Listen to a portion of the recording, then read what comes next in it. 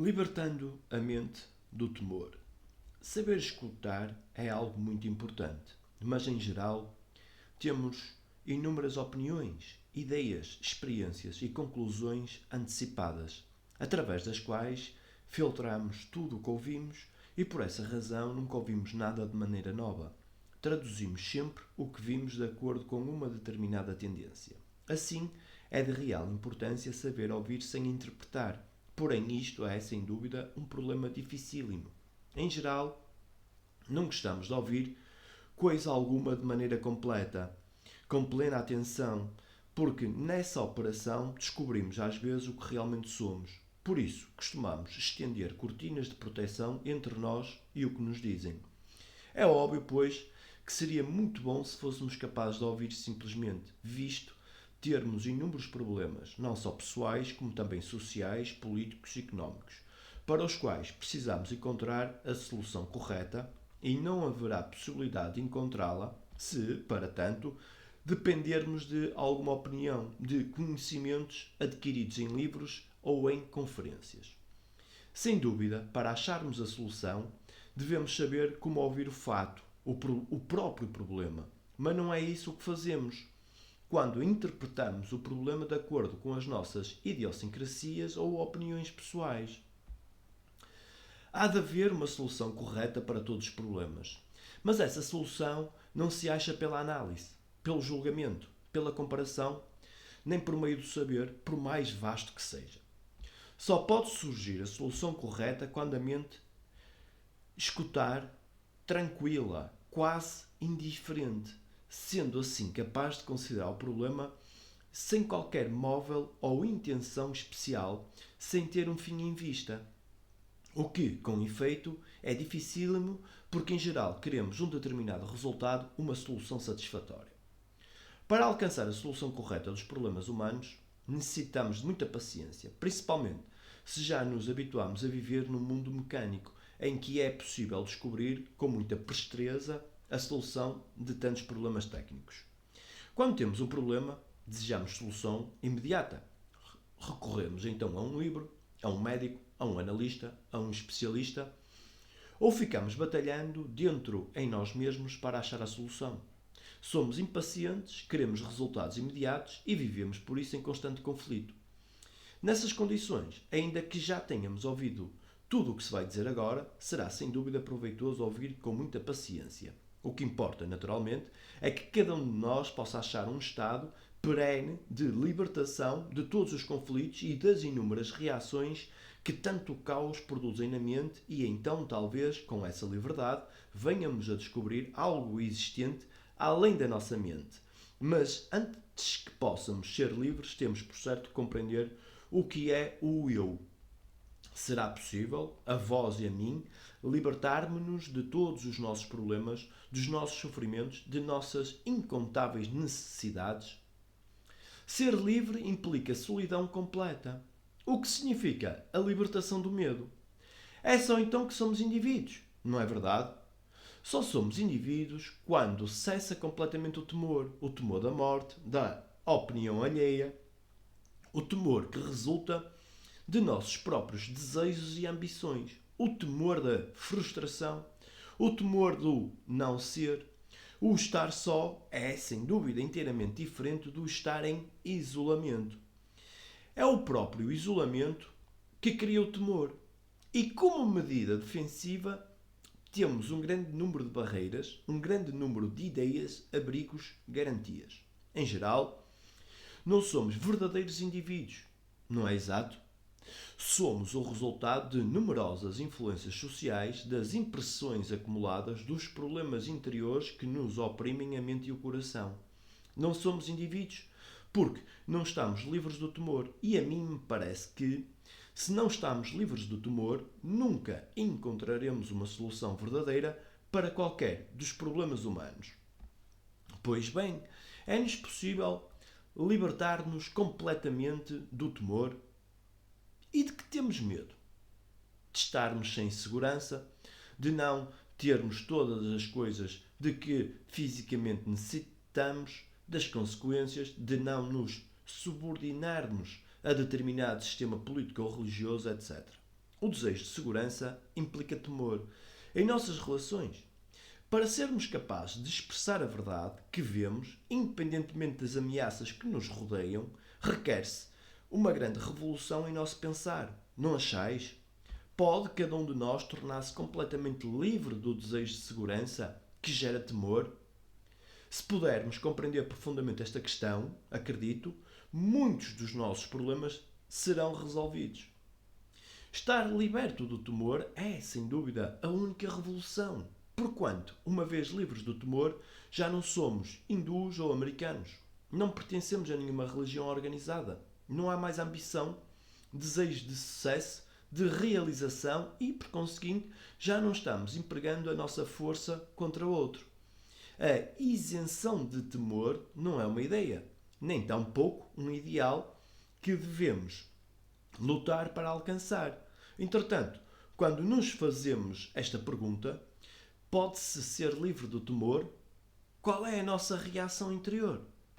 O temor é um empecilho básico, um obstáculo fundamental em todas as nossas relações e em nossa busca da realidade. E podemos nós, vós e eu, sem sucessivos esforços, sem análise, libertar-nos desse contágio gerador de tantos problemas?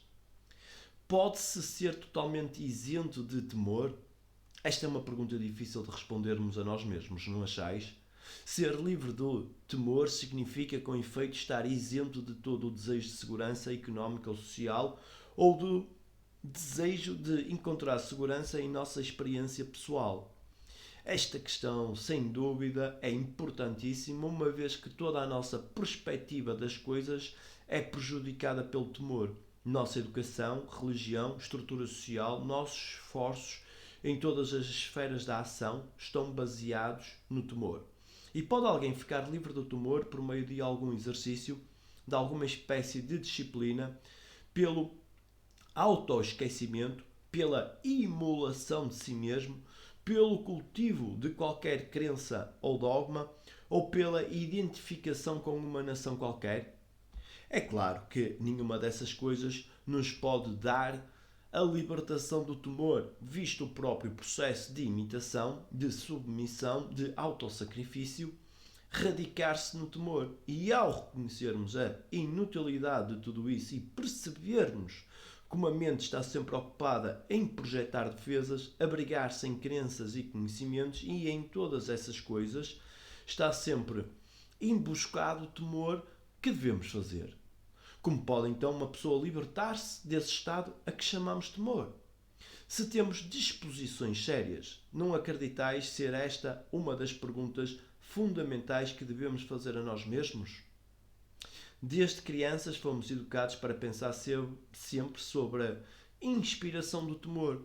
Todas as nossas defesas, tanto psicológicas como físicas, se baseiam no temor, e como pode a mente, assim educada, condicionada, libertar-se do temor? Pode a mente libertar-se do temor? Pode qualquer atividade da mente dar liberdade a ela própria? A própria mente, o próprio pensamento, não representa o autêntico processo do temor? E pode o pensamento anular o temor? Senhores, este não é um problema fácil de resolver. O que cada um de nós pode fazer, porém, é tornar-se bem cônscio do temor, sem lutar contra ele, sem analisá-lo e, portanto, sem levantar defesas. E quando a mente se acha de fato muito tranquila, passivamente cônscia de todas as formas de temor que surgem e sem empreender nenhuma ação contra elas, nessa quietude existe a possibilidade de se dissolver o temor, sendo esta a única revolução real, fundamental. E então há individualidade. Enquanto há temor, não há singularidade, individualidade. Atualmente, nós, em geral, somos apenas resultado de influências várias, sociais, económicas, políticas, climáticas, etc. Não somos genuínos indivíduos e, por conseguinte, não somos criadores. A ação criadora não representa a expressão de um talento, de um dom. Só se manifesta quando não existe temor, isto é, quando o indivíduo é completamente independente. Sem dúvida, esta questão de como ser livre é um dos nossos principais problemas, não achais? Talvez mesmo seja o nosso único problema, pois é o temor que, dissimulado, nos mais íntimos recesos de nossa mente e do nosso coração, nos tolhe o pensar, o ser, o viver. Parece-me, portanto, que o que se necessita agora não é de mais filosofia, de sistemas melhores, de mais saber e ilustração, mas sim de verdadeiros indivíduos inteiramente livres de temor, porque só quando não existe temor pode existir amor. Ora, podemos nós, vós e eu, empreender a nossa libertação do temor, podemos rejeitar todas as opiniões, todos os dogmas e crenças que são meras expressões do temor e atingir a fonte, o problema fundamental que é o próprio temor. Ora, como já disse, a ação criadora não representa um mero talento, um dom, uma capacidade. Ela excede em muito tudo isso. Só pode haver ação criadora quando a mente se acha totalmente tranquila, sem os embargos do temor, do julgamento, da comparação, sem a carga do saber e da ilustração. A maioria de nós, porém, anda sempre com a mente agitada, cheia de problemas, numa eterna busca de segurança. E como pode a mente, em tais condições, ser independente, livre de influências e temores? Como pode ela compreender aquela força criadora, aquela realidade, qualquer que ela seja, ou descobrir se ela existe ou não existe? Só quando a mente está inteiramente livre do temor há a possibilidade de realizar-se uma revolução fundamental, a qual nada tem em comum com a revolução económica ou política. E para se ser livre do temor, não se requer presteza de raciocínio, mas vigilância constante e um considerável percebimento paciente, persistente do inteiro processo do pensamento, o qual pode ser observado apenas nas relações em nossas atividades de cada dia. O autodescobrimento se realiza pela compreensão do que é. E o que é? O processo real do pensamento em qualquer momento que passa. Isso positivamente é meditação e requer uma tranquilidade de espírito em que não haja exigência alguma. Somente quando começamos, vós e eu, a conhecer a nós mesmos, a mente pode estar livre de temores e só então há a possibilidade não apenas de paz interior, mas de felicidade exterior para o homem. Como podemos saber o que é justo e o que é injusto sem mandamentos ou livros? Porque desejais saber o que é justo e o que é injusto? Pode alguém vos dizer? Pode algum livro ou algum instrutor transmitir-vos o conhecimento do que é justo e do que é injusto? Se seguires a autoridade de um livro ou de um instrutor, estarei apenas copiando um padrão de pensamento, não é verdade? E pode-se descobrir alguma coisa pelo copiar e pelo ajustar-se? Seguimos um padrão quando queremos um certo resultado e esse processo não está baseado no temor. Podemos descobrir o que é justo sob a influência do temor ou só podemos descobri-lo pela experiência direta. Enquanto a mente estiver encerrada no processo do ou do justo e do injusto, há de haver, obviamente, conflito incessante. Não é possível, porém, descobrir-se o que é verdadeiro todas as horas sem estarmos envolvidos no conflito do justo e do injusto. Tal é o nosso problema, não é verdade? O que é justo e o que é injusto hão de variar sempre em conformidade com o condicionamento e a experiência de cada pessoa e tem, por conseguinte, importância muito reduzida. Mas saber-se a todas as horas o que é verdadeiro, isso sem dúvida é de grande relevância, tendo a bondade de prestar atenção. Enquanto estivermos envolvidos no conflito da dualidade, que significa escolha entre o que é justo e o que é injusto, nunca haveremos de conhecer o que é sempre verdadeiro. O que é justo e o que é injusto podem constituir simples opinião.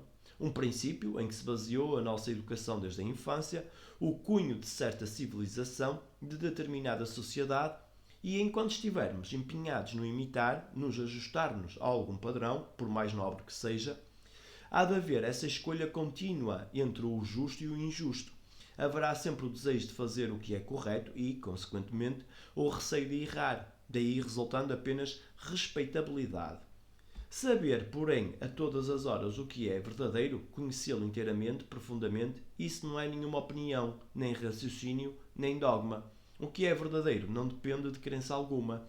Descobrir o que é verdadeiro é compreender o que é, momento por momento, e isso exige muita vigilância isenta de julgamento ou comparação. Exige uma mente aberta para observar e para sentir. O que é verdadeiro jamais cria conflito, mas quando a mente está escolhendo entre o verdadeiro e o falso, essa própria escolha produz conflito.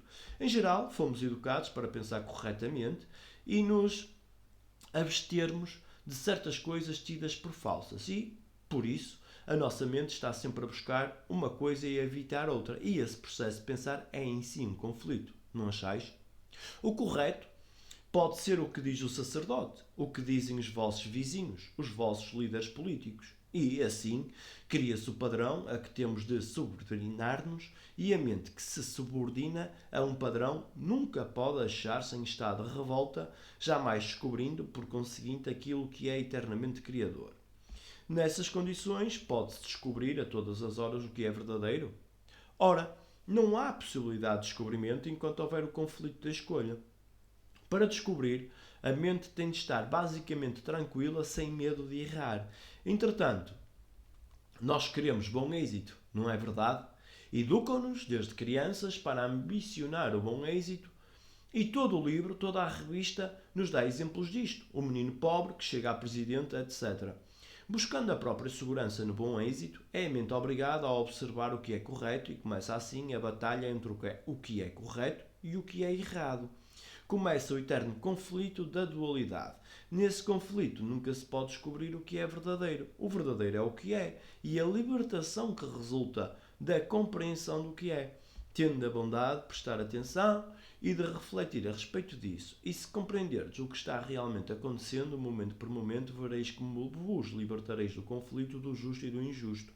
Não pode manifestar-se essa compreensão se estáis a julgar ou a ordenar o que é ou a compará-lo com a passada experiência e quando não há compreensão do que é, não há libertação. Para compreender o que é, deve a mente estar livre de toda a condenação e julgamento, mas isso requer paciência infinita e pode produzir-vos uma extraordinária revolução na vida, coisa de que a mente tem medo. Por essa razão, nunca examinais o que é e vos limitais a dar opiniões a seu respeito. Enquanto a mente estiver toda ocupada com a escolha entre o que é correto e o que é errado, permanecerá imatura. E este é um dos nossos obstáculos, não achais? Nossas mentes são imaturas, ensinaram-nos o que é correto e o que é errado e, consequentemente, a isso queremos ajustar-nos. O ajustamento é a própria natureza da mente imatura, ao passo que a compreensão do que é constitui o fator revolucionário na criação. Embora eu reconheça sentir-me lisonjeado pela admiração e suscetível à crítica, a minha mente continua a ser governada por essas influências. Ela é atraída ou repelida como a agulha da bússola em presença do magneto. Qual é o primeiro passo para sermos realmente livres? A dificuldade está em que quereis ser livres. Não quereis, porém, compreender o problema. Sois infeso tanto à lisonja como à crítica. Desgosta-vos o ser criticado, mas, ao mesmo tempo, se bem que desejais ser insinuante, ser admirado. Sentis desprezo por vós mesmos, por serdes tão infantil, desejais, por isso, livrar-vos das duas coisas. E o resultado é que ficais com três problemas, não é verdade? É o que todos nós fazemos quando temos um problema que não sabemos resolver. Acrescentamos-lhe outros e ficamos multiplicando os problemas sucessivamente. Nessas condições, qual é a nossa questão? A questão não é a de acharmos a maneira de não sermos influenciados pela admiração nem pela crítica, mas sim porque desejamos ser admirados porque nos importamos tanto quando somos criticados. Este aqui é o problema, não achais? Porque desejais admiração. Porque o ser admirado vos faz feliz. Dá-vos estímulo. Faz-vos trabalhar melhor. Desejais que vos estimulem por não vos sentir seguro em vós mesmo e a necessidade, por isso, do amparo de outros e sois suscetível à crítica porque ela nos revela o que sois. Tal é a razão porque estáis sempre fugindo à crítica e desejoso de admiração, de estímulo, de lisonja. Assim, mais uma vez vos vê desenvolvido na batalha do querer e do não querer. Tudo isso indica, sem dúvida, uma pobreza interior do vosso ser, não é verdade? Não há um sentimento profundo de confiança. Não me refiro à arrogante confiança da experiência, que é apenas um meio de fortalecer o eu e, portanto, sem muita significação. Refiro-me à confiança que resulta de compreenderdes a vós mesmo, de perceberdes todo o significado da admiração, do estímulo, da crítica. A compreensão de vós mesmos não depende de ninguém. Ela se apresentará se estiveres muito vigilante, atento, encontrando-vos com o que é em cada momento que passa e abstendo-vos de julgá-lo. O autoconhecimento proporciona uma confiança em que o eu não se torna importante. Não é a confiança do eu que acumulou considerável experiência, ou do eu que possui um grande depósito no banco, ou do eu que tem um vasto cabedal de conhecimentos. Nisso não existe confiança, e sim só e sempre temor. Entretanto, quando a mente começa a tornar-se consciente de si mesma e das suas reações, quando percebe todas as suas atividades, momento por momento, sem inclinação para a comparação ou julgamento, então desse conhecimento resulta uma confiança inteiramente livre do eu. Essa mente não busca a admiração, nem evita a crítica, já não lhe importa nenhuma nem outra coisa, pois a cada momento encontra libertação na compreensão do que é. O que é a reação, a réplica, o impulso, o desejo da mente em qualquer momento dado, e se observardes realmente o que é, se vos tornardes cônscio de todo o seu conteúdo, sentireis a presença de uma liberdade extraordinária manifestando-se sem que a mente a tenha procurado. Quando a mente busca a liberdade, o que está querendo é livrar-se de alguma coisa, e isso não é liberdade nenhuma, senão unicamente uma reação semelhante à revolução política, que é uma reação contra o regime vigente. A liberdade surgida com a compreensão do que é não representa reação contra alguma coisa. É uma libertação criadora e, por conseguinte, completa em si mesmo. Mas a compreensão do que é exige muito discernimento, muita tranquilidade mental. A liberdade não resulta de nenhuma espécie de compulsão, de nenhuma atração, de nenhum desejo. Pode manifestar-se apenas quando a mente percebe, sem julgamento, sem escolha, de modo a que cada momento se vê a si mesma tal como é. A mente que busca a liberdade nunca a encontrará, pois procurar liberdade significa barrar, afastar o que é, mas quando a mente começa a compreender o que é, sem escolha, essa própria compreensão produz uma descarga criadora que é a liberdade. A liberdade é ímpar e ela é a verdadeira individualidade, e nela se encontra a bem-aventurança.